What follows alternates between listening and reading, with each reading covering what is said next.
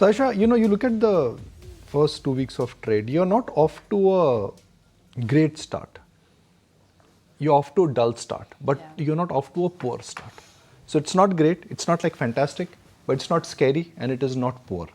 But market broadly, and I'm speaking the Nifty language here, are stuck in a very well-defined range. The upper end of the range and the lower end of the range. You're going to the lower end of the range, markets are bouncing back. You're going to the upper end of the range, supply seems to be emerging.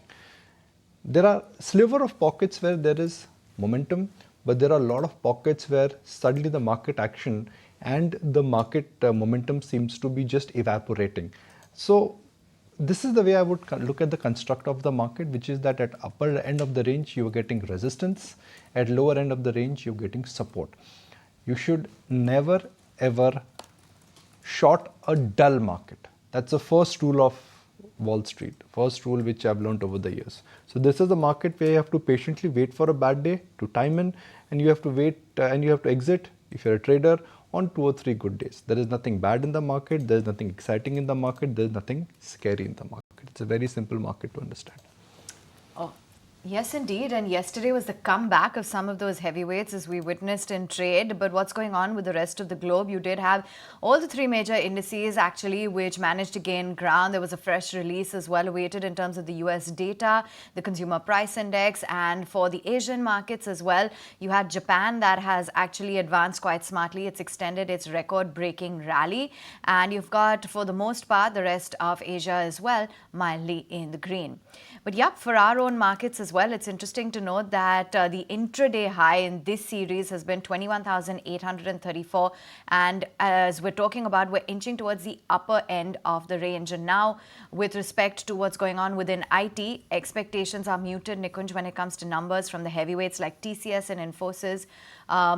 What's the way forward in terms of the approach? Okay, now you are reaching at the upper end of the range, and for the upper end of the range to be taken out, which is convincingly with flows or with news, I think 2 things have to work. One of the heavyweights has to chip in. It could be HDFC, it could be Reliance. Based on yesterday's price action, I think it should really be Reliance. If markets have to move higher, we'll have to do a lot of heavy lifting. And second, it has to be IT. So follow through buying in Reliance and surprise in IT. Just a mild indication that, okay, 2024 could be better than 2023. That's enough to take care of IT. That's enough to really, force the short sellers to run with, run for a short cover. I mean, right now, the bearish position in IT, I think it's not extreme, but it's on one side where nobody is expecting anything from that sector and nobody is expecting anything from Reliance. So can this combination of Reliance leading the market higher or IT moving, IT mild surprise coming in? I think that for me looks like the most logical combination which could take the markets higher.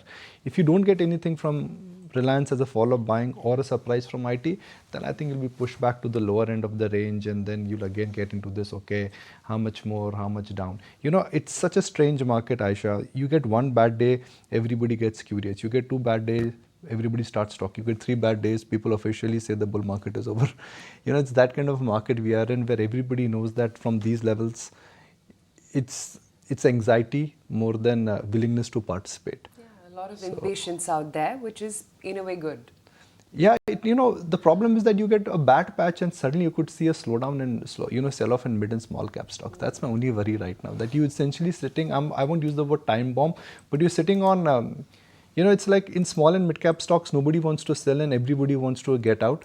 And when the selling will start, the exit door is only one and it could become a crowded room. I don't think we are there yet. But for me, that setup, I think, is slightly obvious now.